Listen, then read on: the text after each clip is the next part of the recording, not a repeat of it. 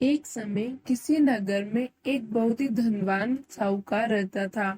साहूकार का विवाह नगर की सुंदर और गुणवती लड़की से हुआ था।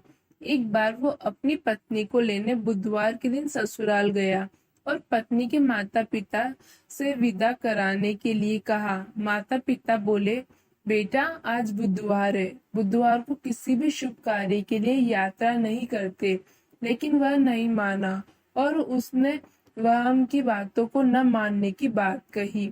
दोनों ने बैलगाड़ी से यात्रा प्रारंभ की।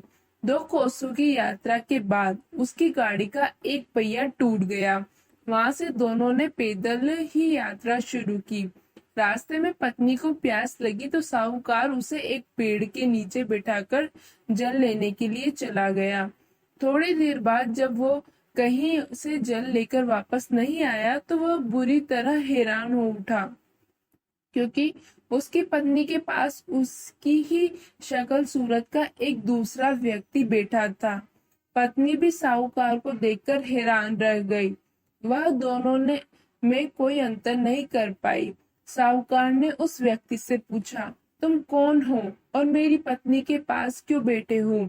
साहूकार की बात सुनकर उस व्यक्ति ने कहा, अरे भाई, यह मेरी पत्नी है। मैं अपनी पत्नी को ससुराल से विदा करा कर लाया हूँ। लेकिन तुम कौन हो जो मुझसे ऐसा प्रश्न कर रहे हो? साहूकार ने लगभग चीखते हुए कहा, तुम जरूर कोई चोर या ठग हो। यह मेरी पत्नी है। मैं इसे पेड़ के नीचे बिठाकर जल लेने गया था। इस पर उस व्यक्ति ने कहा, अरे भाई, झूठ तो तुम बोल रहे हो। पत्नी को प्यास लगने पर जल लेने तो मैं गया था। मैं तो जल लाकर अपनी पत्नी को पिला भी दिया है। आप यहाँ से चलते बनो, नहीं तो किसी सिपाही को बुलाकर तुम्हें पकड़ा दूंगा। दोनों एक दूसरे से लड़ने लगे।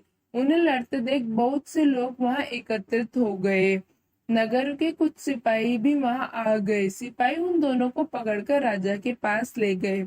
सारी कहानी सुनानी सारी सारी कहानी सुनकर राजा भी कोई निर्णय नहीं कर पाया। पत्नी भी उन दोनों में से अपने वास्तविक पति को नहीं पहचान पा रही थी। राजा ने उन दोनों को कारागार में डाल देने को कहा। राजा के फैसले को सुनकर अस्थि साहूकार भयभीत हो उठा। तभी आकाशवाणी हुई, साहूकार, तूने माता पिता की बात नहीं मानी और बुधवार के दिन अपनी ससुराल से प्रस्थान किया। यह सब भगवान बुद्ध देव के प्रकोप से हो रहा है। साहूकार ने भगवान बुद्ध देव से प्रार्थना की कि हे भगवान बुद्ध देव, मुझे क्षमा कर दीजिए। मुझसे बहुत बड़ी गलती हुई। भविष्य में अब कभी बुधवार के दिन यात्रा नहीं करूंगा और सदैव बुधवार को आपका व्रत किया करूंगा। साहूकार की प्रार्थना से प्रसन्न होकर भगवान बुद्ध देव ने उसे क्षमा कर दिया। तभी दूसरा व्यक्ति राजा के सामने से गायब हो गया। राजा और दूसरे लोग इस चमत्कार को देखकर हैरान हो गए। भगवान बुद्ध देव की अनुकंपा से राजा ने साहूकार और उसकी पत्नी को सम्मान पूर्वक विदा किया। कुछ दूर चलने पर रास्ते में उन्हें बैलगाड़ी मिल गई। बैलगाड़ी का टूटा हुआ पहिया भी जुड़ा हुआ था।